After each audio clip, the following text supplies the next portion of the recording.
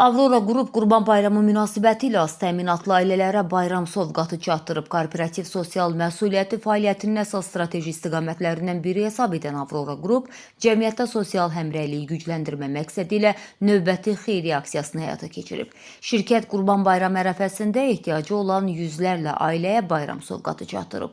Qeyd edək ki, Azərbaycan Qızıl Aypara Cəmiyyəti ilə əməkdaşlıq çərçivəsində baş tutan aksiya zamanı qeydiyyatda olan az təminatlı ailələrə ərzaq bağlamaları, gündəlik tələbat malları və qurban əti birbaşa ünvanlarında təslim edilib.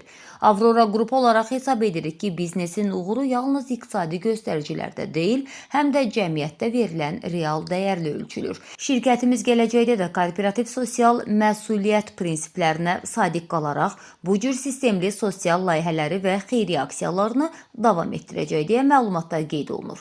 Xatırladaq ki, Avrora Qrup ölkənin qida istehsalı, pərakəndə, tip, restoran və distributor sektorunun aparıcı şirkətlərindən biridir.